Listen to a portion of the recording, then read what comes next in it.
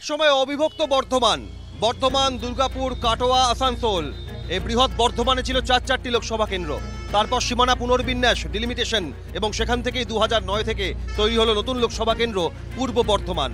মেমারি, কাটোয়া, রায়না, পূর্বস্থলী উত্তর, পূর্বস্থলী দক্ষিণ, জামুরিয়া, জামালপুর এই 7টা বিধানসভা নিয়ে বর্ধমান পূর্ব লোকসভা কেন্দ্র। 2009 প্রথমবার যায় বামেদের দখলে, কিন্তু 2014 বা 19 পরপর দুবার রাজ্যের বর্তমান শাসক দল তৃণমূল কংগ্রেস দখল করে।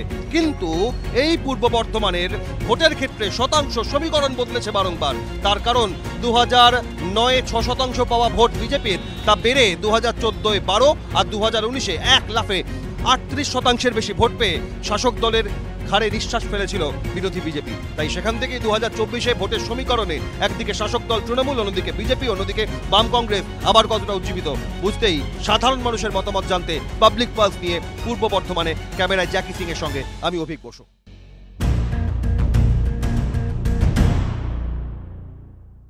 পূর্ব বর্ধমান লোকসভা কেন্দ্রে ভোটার হিসেবে ভোট কি বলবেন, কি আশা? না, আমি যেটা বলবো যে এই যে গরমের মধ্যে হঠাৎ করে বৃষ্টি এবং চারিদিকটা ঠান্ডা, উত্তাপ কম, পরিবেশ অনেকটা শান্ত, ভোটের সময়ও যেন এইরকম পরিস্থিতি থাকে, যেন শান্তি শৃঙ্খলা বজায় থাকে, মানুষ যেন ভালোভাবে ভোট দিতে পারে, যেন পরিস্থিতি যেন অনেকটা স্বাভাবিক থাকে, বৃষ্টির ঠান্ডার মতো। ইলেকশন তো হবে, প্রতিবারের মতো এবারও হবে। সেখানে এফিসিয়েন্সি তো থাকবেই, তবে লড়াই হবে, মানে কন্টেস্টেড লড়াই হবে, এটা আশা করতে পারি আমরা। আগে একটা সময় বামেদের সঙ্গে তৃণমূলের লড়াই হতো, সেই লড়াইয়ের অভিমুখ কি এখন বদলেছে পূর্ব বর্ধমানে? আমার তো মনে হয় না, তবে হতেও পারে।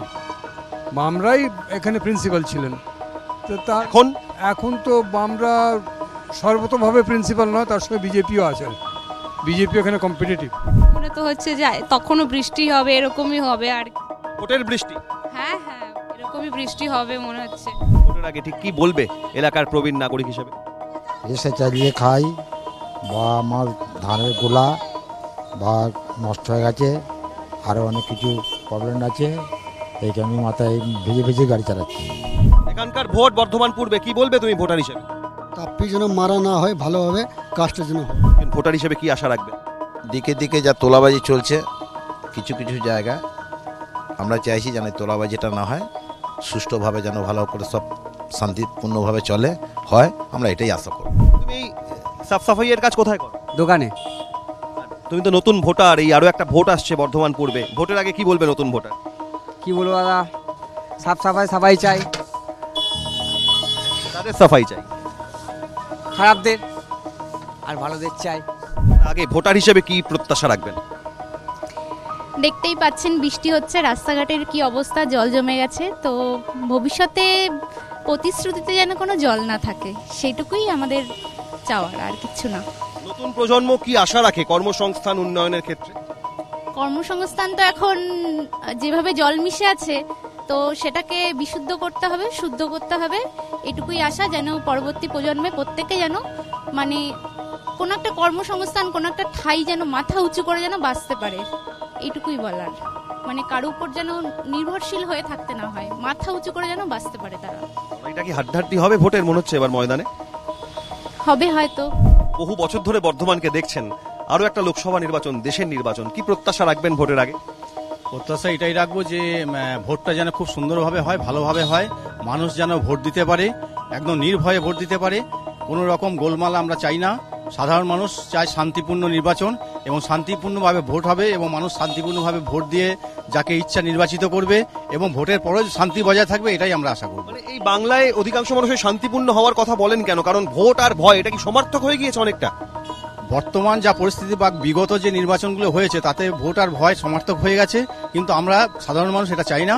আমরা চাই যে ভয়মুক্ত নির্বাচন। আর লড়াইটা কি মনে হচ্ছে যে একমুখী না বিভিন্নমুখী এবং হাড্ডাহাড্ডি হবে বলে মনে হয়? এবারে মনে হচ্ছে লড়াই বহুমুখী হবে এবং হাড্ডাহাড্ডি হবে, এবার একমুখী হবে বলে মনে হচ্ছে না। কি প্রত্যাশা রেখে ভোটটা দিতে যাবেন?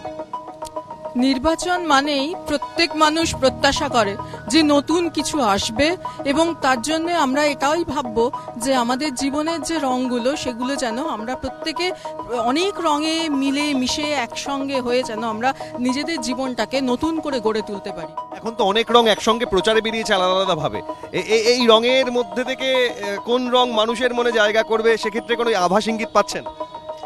দেখুন, রং সম্পর্কে যদি বলতে হয় তাহলে আমি বলবো যে আমি প্রত্যেকটি রঙকেই খুব শ্রদ্ধা করি, এবং কোন রং আলটিমেটলি আসবে সেটা মানুষের উপর ছেড়ে দেওয়াটাই ভালো। ভোটের লড়াইয়ে স্বচ্ছতার দাবি জানাচ্ছে। অবশ্যই স্বচ্ছতা সর্বদাই আমাদের কাছে অত্যন্ত বেশি কাম্য। আইনজীবীদের কাছে জানবো, পাশাপাশি ভোটারও বর্ধমানের একটা লোকসভা নির্বাচন, তার আগে কি প্রত্যাশা রেখে এবার ভোটটা দেবেন? প্রত্যাশা এটাই যে আমাদের হচ্ছে চাষবাসী সব ফসলেরই সব জায়গা, তো যারা ভালো ভালো উন্নয়ন করবেন, কাজ করবেন, তারাই ফসলটা পাবেন, ভোটের ফসল যেটা সেটা তারাই পাবেন। সেক্ষেত্রে দাঁড়িয়ে এই ভোট আসলে বিভিন্ন ক্ষেত্রে যেমন ভয়, শান্তিতে ভোট হোক, এই কথাগুলো মানুষ বলে থাকেন। পূর্ব বর্ধমানের যে একটা ঐতিহ্য আছে সেখানে দাঁড়িয়ে আজকে কোথাও যেন এইটা একটা অনিশ্চয়তা তৈরি হয়েছে যে শান্তিতে হবে কি হবে না, একটা ডাউট, একটা সংশয়। যেখানে আমি দেখতে পাচ্ছি যে এখন পর্যন্ত তো সেরকম কিছু দেখতে পাইনি, আর আশা করব যে এরকমই যে শান্তি শৃঙ্খলা যেভাবে চলছে এখনকার, যেন ভোটটাও যেন শান্তি শৃঙ্খলা বজায় রেখেই হোক। মানে বসন্তে বৃষ্টিতে যে শীতল পরিবেশ, এই শীতলতা ভোটেও বজায় থাক। একদম সেম, একদম একদম মানে যেভাবে শান্তি শৃঙ্খলা যেভাবে বুঝিয়ে যেন ওয়েদারটাও সেরকম আমাদের সাপোর্ট করছে, সেরকমই চাইবো যেন ভোটের দিনও সেরকম কিছু কোনো রকম গণ্ডগোল না হয়ে যেন শান্তি শৃঙ্খলা বজায় রেখে যেন ভোটটা হোক। লড়াইটা কি হাড্ডাহাড্ডি হবে বর্ধমানে? হবে মনে হচ্ছে। 2024 লোকসভা নির্বাচনের লড়াইটা কাঁটায় কাঁটায়, প্রত্যেকটা পদক্ষেপ পা ফেলে ফেলছে বিরোধী থেকে শাসক শিবির।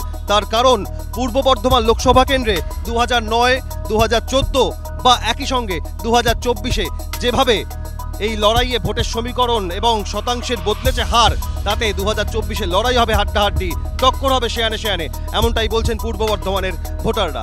পাবলিক পাস নিয়ে পূর্ব বর্ধমান থেকে ক্যামেরায় জ্যাকি সিংয়ের সঙ্গে অভিক বসু, ক্যালকাটা নিউজ।